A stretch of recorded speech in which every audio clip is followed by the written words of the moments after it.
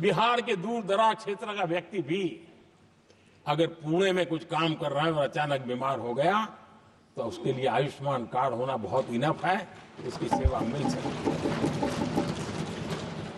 आदरणीय सभापति जी, हम जानते हैं देश में कई बार ऐसा हुआ कि देश के एक हिस्से में बिजली थी लेकिन बिजली सप्लाई नहीं हो रही थी और उसके कारण दूसरे इलाके में अंधेरा था। और पिछली सरकार में हमने विश्व के अंदर भारत की बदनामी हेडलाइन से हुआ करती थी अंधेरे की, वो दिन हमने देखे हैं। और तब जाकर के एकता के मंत्र को लेकर के संविधान की भावना को जीने वाले हम लोगों ने वन नेशन वन ग्रिड को परिपूर्ण कर दिया और इसलिए आज बिजली के प्रवाह को निर्विरोध रूप से हिंदुस्तान के हर कोने में ले जाया जा सकता है। आदरणीय सभापति जी, हमारे देश में इंफ्रास्ट्रक्चर में भी भेदभाव की बू आती रही है। हमने उसे मिटा करके देश की एकता को ध्यान में रखते हुए, एक संतुलित विकास को ध्यान में रखते हुए हमने उस भेदभाव, उस भावना को खत्म करके एकता को मजबूत किया। हमने नॉर्थ ईस्ट हो या जम्मू कश्मीर हो, हिमालय की गोद के इलाके हो या रेगिस्तान के सटे हुए इलाके हो, हमने पूरी तरह इंफ्रास्ट्रक्चर को एक सामर्थ्य देने का प्रयास किया है ताकि एकता के भाव को अभाव में से कारण कोई दूरी पैदा न हो, उसमें से बदलने का हमने काम किया। आदरणीय सभापति जी, युग बदल चुका है और हम नहीं चाहते हैं कि डिजिटल के क्षेत्र में हैव्स एंड हैव्स नॉट की स्थिति बन जाए। देश के लिए समान रूप से, और इसलिए दुनिया के अंदर बड़े गर्व के साथ हम कहते हैं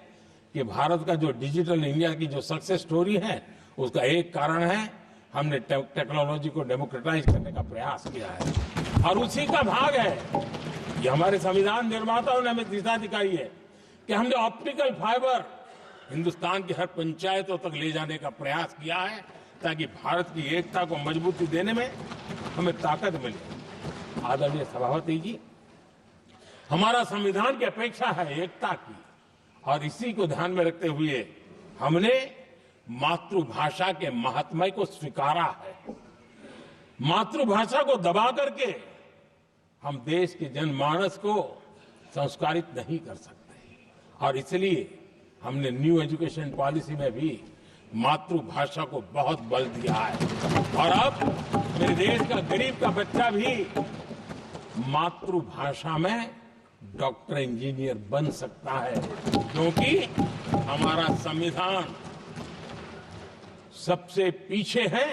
उनकी सबसे दरकार करने का हमें आदेश देता है। इतना ही नहीं, हमने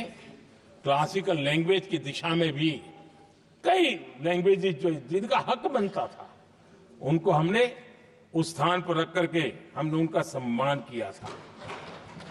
देश भर में एक भारत श्रेष्ठ भारत का अभियान देश के एकता को मजबूत और नई पीढ़ी को वो संस्कारित करने का काम हमारी तरफ से चल रहा है। आदरणीय सभापति जी, काशी तमिल संगमम और तेलुगु काशी संगमम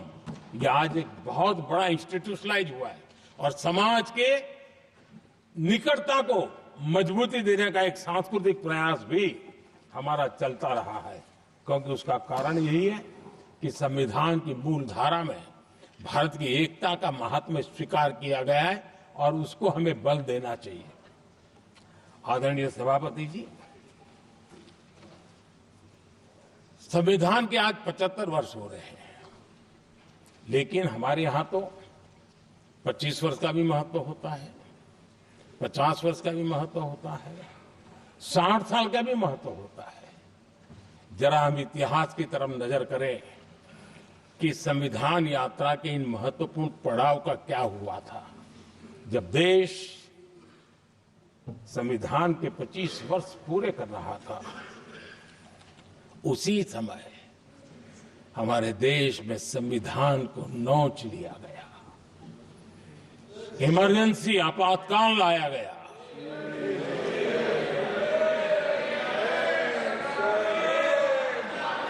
संवैधानिक व्यवस्थाओं को समाप्त कर दिया गया, देश को जेल खाना बना दिया गया, नागरिकों के अधिकारों को लूट लिया गया, प्रेस की स्वतंत्रता को ताले लगा दिए गए और कांग्रेस के माथे पर जो पाप है ना, वो कभी भी धुलने वाला नहीं है, कभी भी धुलने वाला। यह सर्व हिंदुता है। दुनिया में जब जब लोकतंत्र की चर्चा होगी,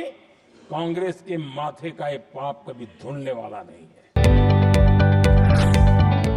जदि आपंक आम भिडी भल लगा तेब आम चैनल को लाइक, शेयर और सब्सक्राइब करने को जमा भी भूलु नहीं।